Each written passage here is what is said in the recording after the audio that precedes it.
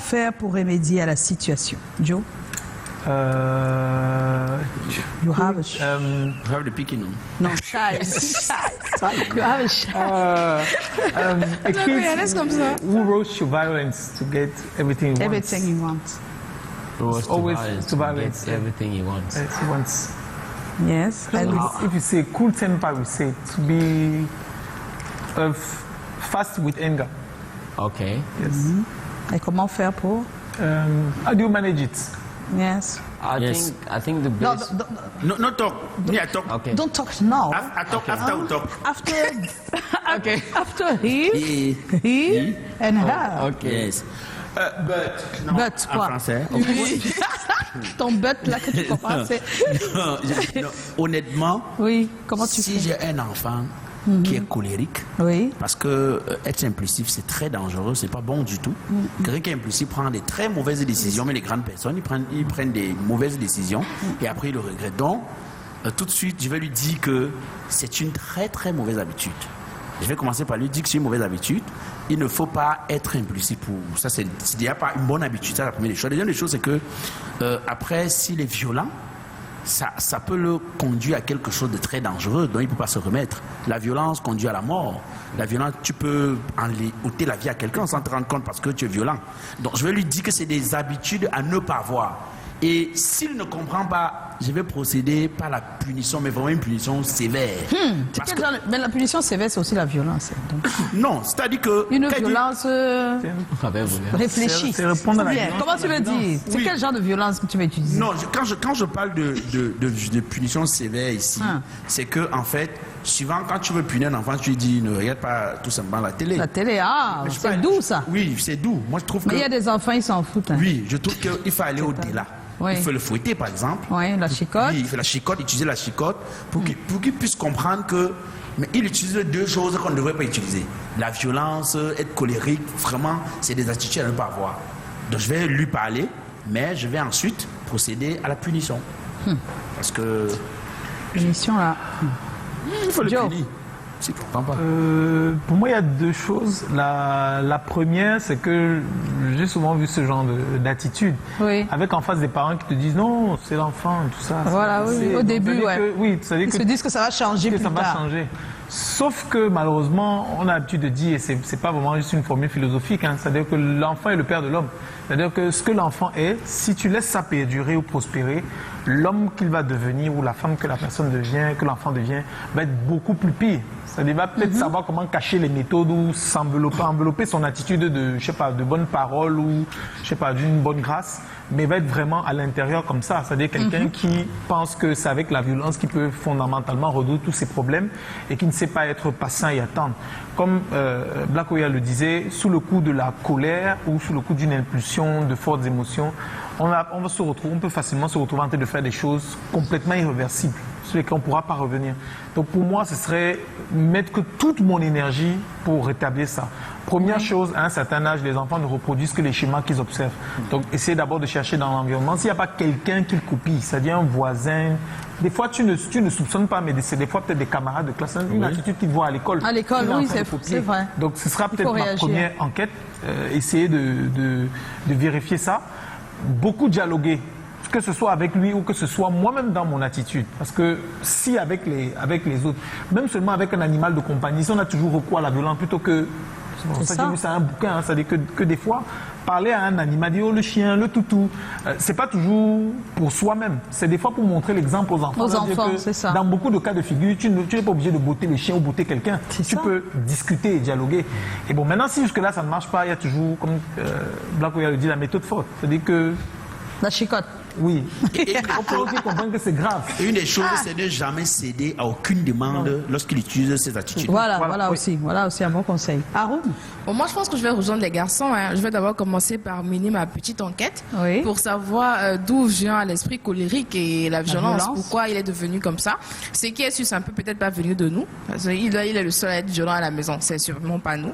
Peut-être c'est il n'y a un pas de voisin. sûrement pas nous. Des fois, c'est nous, on ne sait pas. Bon, il y a pas de... ça dépend Oui, de oui, des comment fois, on c'est connaît. nous, on ne sait pas. ça. Et puis des fois, quand il était dans le ventre, tu avais des problèmes et ça l'a rendu violent. Donc je veux dire, on peut pas jurer que ce ne sont pas les parents. C'est pas vrai. On va mener la petite enquête pour savoir d'où ça sort. Oui. Ensuite, on va procéder par discussion avec l'enfant. Discuter, essayer de conseiller. Si ça ne marche pas, je vais essayer de consulter un expert. Il y a des psychologues pour ados, pour enfants. Si jusque-là, ça ne passe pas, vraiment, c'est la méthode forte. On va aller avec les mains. Et on arrive, si ça passe, ça passe. La chicotte, on a compris. Alors, notre invité maintenant, Lesbi.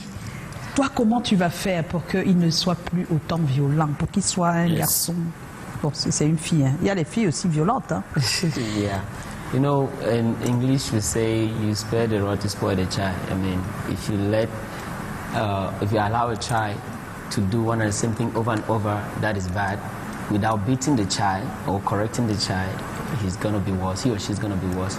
But to me, I feel like to get that child contained, like a lion, is to spend more time with the child, and then you talk to the child, explain things to that child instead of beating the child, because there are some kids, when they do something wrong now, you beat them, they will hide and do it. Oui, ça devient plus grave. Il y a certains. Il faut connaître son enfant. They will hide and do it. So to me, you don't need to beat them that much. I mean, just tell them, okay, this is fire. Don't touch it. When you touch fire, it burns. This is the after effect of this thing. I mean, talk to the child. The dialogue. The child, yes. Just have a dialogue with the child and don't because my parents, sometimes they'll be beating, for example, if I do something wrong back then, they'll be beating someone else, like the neighbor, un voisin, sa mère te tape. Oui. My mother will beat me for nothing. So, oui, c'était comme ça avant. Il y a les mères comme ça, il y a les familles comme ça. Donc pour moi, c'est juste pour dialoguer avec... Moi, les familles ont changé aujourd'hui. Hein. Oui, tu touches à mon enfant, je te touche aussi. Hein. Alors qu'avant, c'était... Si le voisin t'a tapé, c'est toi là. Tu tapes encore plus, c'était ça avant. Mais après, on a vu aussi qu'il y avait des personnes qui n'étaient pas gentilles du tout. Elles te tapent pour rien, pour que ta mère te retape. Oui, c'est pour ça que ça s'est arrêté aussi. Tu vois ce qu'il a fait là-bas. Tu fais ça, je dis, papa, il te tape pour rien. Il te tape pour rien. Oui, ça arrive. Souvent, que le voisin, tu fais quelque chose, on te fouette à la maison, hein, parce que le voisin a 20 ans que tu as fait. Comme ça. Si tu fais ça ici, on te tape avant même que tu aies fait. Non, comme il dit, je pense que les enfants aujourd'hui avec la chicotte, ça n'a pas toujours... malheureusement, avant c'était sûr que ça marchait peut-être. Aujourd'hui c'est un peu compliqué. Hein. Tu fabriques des ninjas. Ah, c'est des ninjas maintenant. Fois, non, je veux dire que des fois en fouettant un enfant, tu as fabriqué plutôt un délinquant. Oui, tu penses que c'est... Oui, c'est vrai. On va tout de suite écouter Marius Tiasep, mais ceci après le Vox Pop, puisqu'il y a des questions qui ont été posées à des personnes dans les rues de Douala. Et on vous revient avec le sondage. Je ne pense pas qu'il y aura une recette standard qu'on pourra utiliser pour tous les enfants. Il faut déjà essayer de comprendre qui est l'enfant, comprendre quelles sont ses sensibilités avant de définir la méthode à utiliser vis-à-vis de lui. Mais toujours est-il qu'il faut utiliser l'électrochoc de temps en temps. La bonne méthode du fouet doit toujours être d'actualité. Il faut juste trouver l'équilibre, savoir quand est-ce qu'utiliser le gant de velours ou utiliser le gant de boxe. On doit seulement le conseiller, on ne doit pas le taper pour le mettre dehors, on le conseille juste. Non, le fouet, je ne suis pas trop fan du fouet. Oui, trouver les moyens, échanger avec l'enfant, essayer de le comprendre. Parce que parfois nous y sommes aussi pour beaucoup. Peut-être on lui a fait beaucoup de facilité avant.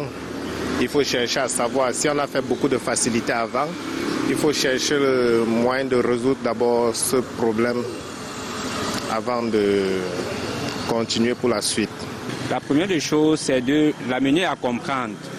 L'amener à comprendre qu'en vie, lorsqu'on a besoin de quelque chose, il ne faut pas toujours être violent pour l'obtenir.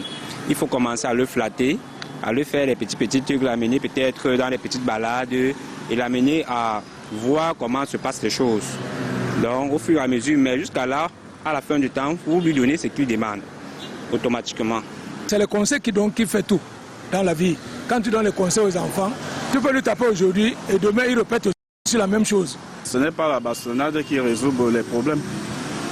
Il y a des conseils, la manière de prendre les enfants. Chaque parent a le pouvoir que Dieu a donné pour dompter ses enfants. Moi, je me dis que c'est aux parents de conseiller leurs enfants, c'est tout. On ne peut pas s'en passer de la punition. Et la punition ne doit pas être trop violente pour mettre peut-être l'enfant très mal à l'aise ou bien dans un système, je peux dire, peut-être juste à ce qui se sent trop frustré ou délaissé. Donc, on va le punir une punition éducative pour le recadrer. Vous voyez un peu. Les enfants deviennent colériques et violents simplement déjà par imitation. Donc ils reproduisent ce qu'ils voient autour d'eux dans leur environnement. S'ils ont des parents violents, s'ils ont des parents colériques, s'ils ont des grands frères ou un entourage colérique ou violent, ils auront tendance à reproduire en multipliant cela. Et également, il y a l'exposition des médias, des écrans, d'Internet, tout ce qu'on voit à la télé pour reproduire. C'est pour ça qu'on demande toujours de respecter les limitations d'âge, etc. Donc les enfants reproduisent vraiment ce qu'ils voient dans les dessins animés, dans les films et tout cela. Ils ont tendance à manifester ce comportement, à extérioriser ce comportement qu'ils ont vu ailleurs. Alors le canaliser, c'est déjà une question d'éducation, de discussion, de dialogue, de fixation des règles, parce qu'aujourd'hui c'est quelque chose qui manque énormément dans les familles. Apprendre à fixer les règles, apprendre à dire non, apprendre à dire qu'on n'est pas d'accord, apprendre à dire que ce n'est pas de son âge. Donc lui expliquer calmement pourquoi il n'a pas encore droit à cela. Ça, c'est très important. Mais aussi, il faut réduire le temps d'écran, le temps d'exposition aux écrans et les contenus. Et il faut contrôler les contenus que les enfants regardent dans les écrans, Internet et les différents médias. Parce que plus vous êtes exposé aux contenus violents, plus vous aurez tendance à reproduire des comportements violents. Le comportement, c'est déjà d'apprendre aux enfants de fixer les limites, apprendre à fixer les limites, à dire non, mais aussi apprendre à expliquer les méfaits, les conséquences de la violence, et également où est-ce que ça peut entraîner en termes, parce que la violence, c'est quelque chose qui a forcément des dégâts. Également, l'autre comportement à avoir, c'est de permettre à l'enfant, c'est de reprendre l'enfant lorsqu'il pose des actes qui ne sont pas attendus. Parce que également, certains parents, le comportement de violence, ça grandit, ça croît chez l'enfant parce que le parent laisse faire, le parent tolère et l'enfant normalise cet écart de conduite ou ce comportement d'agressivité.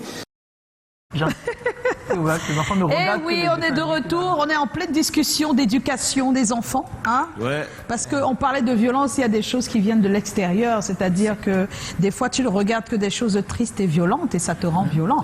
Donc il faut faire attention à ce que durant la journée, l'enfant emmagasine. Il y a des choses qui, si par exemple, je dis n'importe quoi, les informations par exemple, les informations alignées, tu vois les 5 premières infos ou les 6 premières infos, c'est les morts. Les faits divers.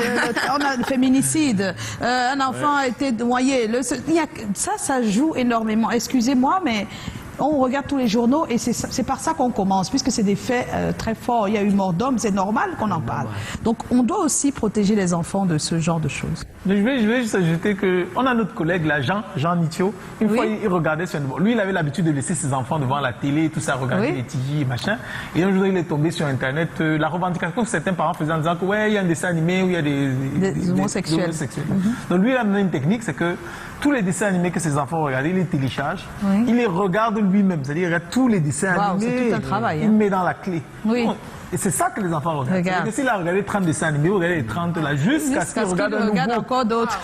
S'il regarde un nouveau, il ajoute dans. Mais je sais pas pourquoi c'est les dessins animés que j'ai envie de lui dire que oui, c'est quand même une protection, mais que ça ne...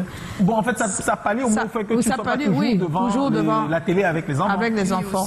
Mais derrière, il peut aller chez des amis un jour et regarder les dessins animés interdits par toi. Donc c'est compliqué des fois aussi. Il faut juste leur inculquer le choix eux-mêmes. C'est ça que je voulais dire. Que de lui faire, que de regarder tout avant de donner, tu ne seras pas toujours là. Il faut plutôt lui apprendre à dire, tu lui apprends, tu lui dis quand c'est ça, je veux pas que tu regardes, tu zappes. Il faut qu'il le fasse lui-même. Il faut lui apprendre à faire lui-même, à prendre ses responsabilités. Parce que tu ne seras pas toujours là. Hein, on dit pas, on ne souhaite pas mourir, mais on ne sera pas toujours là pour nos enfants, donc apprenons-leur des choses pour quand on ne sera pas là. On peut aller en Europe. Eh oui, le sondage, est-ce qu'on l'a? Il y a les conseils à 80%, s'il vous plaît. Donc tout le monde parle de conseils, de dialogue avec l'enfant. Et puis 20% parlent de punition, hein, comme Blakoya. Il faut punir quand les conseils, ça passe pas. Hein, on punit. Maintenant, dans punition, il y a certains qui aiment la chicotte. Il y a certains qui cherchent, moi je vous conseille que de prendre directement la chicotte, de chercher ce que l'enfant aime le plus, ce à quoi il est vraiment attaché et lui dire que tu vas lui... Il faut commencer par lui dire, je veux t'enlever ça si tu fais pas comme ça, si tu fais pas ceci, par exemple. Ne céder à aucune demande qui passe par cette... Pas la violence, ne céder à aucune demande qui passe par la violence, comme ça, voilà. Super en tout cas, c'est tout un travail. Hein. Oui, les messages, on a quelques les messages, on a Adams, Joy, c'est comment? On est là. Pour remédier, c'est très simple. La plupart des enfants colériques le sont à cause de l'éducation que leurs parents leur donnent. Oui. Parce que pour certains parents, aimer leur enfant, c'est leur donner tout ce qu'ils veulent. Alors que ça participe plutôt à les gâter. Voilà. Il faudrait, pour remédier à ça, juste que les parents comprennent que l'enfant peut manquer des choses superficielles. Oui. Et c'est pas grave, même s'il pleure, il s'amuse à briser des choses, lui donner une punition à la hauteur de l'objet brisé. On a Hélène Duckmo, comprendre d'où vient ce genre de comportement, le faire suivre par un psychologue. Oui. Nous avons Joseph Daniel, je lui montre la vraie violence fois 1000. Non. Je commence... Non, le message est trop violent. Ça va, il est déjà violent, tu vois. Et c'est cette violence dont on parle. Si tu es déjà un encadreur, un papa, un grand frère, qui pense que c'est la violence fois 1000 qui va lutter contre la violence de l'enfant, fois 1000 pour un enfant, pourquoi? C'est le genre de donc ça, justement, c'est quelqu'un de violent là maintenant. Oui. Tu vois, il devient violent. Mais oui. That's exactly the same thing the movie Ngannou was actually talking about. C'est exactement ça. Ngannou. C'est ça. Il faut regarder le film. Tu as regardé le film? Justement comme le film Ngannou, c'est exactement ça. C'est un problème d'éducation du garçon. Hein? La première fois, il a fait l'éducation de la fille. Maintenant, c'est l'éducation du garçon. Et justement, quand tu regardes le cocon familial, le papa a été tellement violent que l'enfant... Le grand-père d'abord était violent. Puis le père est devenu violent. Et maintenant, l'enfant également est devenu violent. Donc ça vient pas de très loin. On accuse rapidement les médias, c'est un cycle infernal. Ça vient juste mettre un ajout. Mais la base, c'est à la maison. Hein. Parce que si à la maison, tout est bien fait, ça là, ça va pas détourner autant que ça. Si c'est bien fait, hein, sincèrement. Oh là là, en tout cas, on a bien discuté sur le sujet. Hein. On était en compagnie de Blaise B. Il y a Chop de Monnaie. On sort en Chop de Monnaie. Mais parce qu'il est en train de nous dire que quand on a de l'argent, je reprends le message, il faut savoir prendre soin de soi. Oui.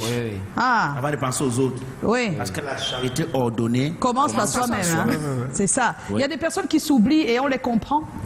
Parce que des fois, il y a tellement de problèmes autour d'eux qui n'ont pas le temps de...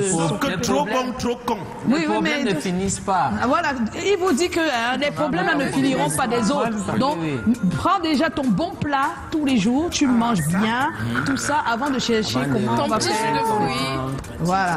Blaise B, merci. Est-ce qu'on peut avoir la musique en fond, s'il vous plaît? Merci, Blaise B.